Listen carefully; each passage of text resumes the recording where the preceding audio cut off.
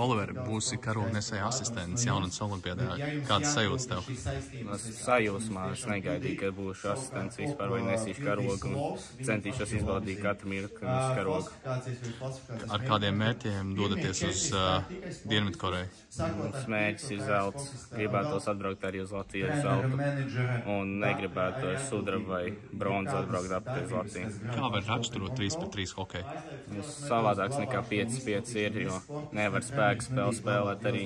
Es domāju, 3-3 vajag vairāk saucamo skillu un arī domāšanu nekā 5-5, jo, varbūt neliekas, ka vairāk laukums ir, bet vairāk laika ir nekā 5-5 un arī citas lietas svarīgākas.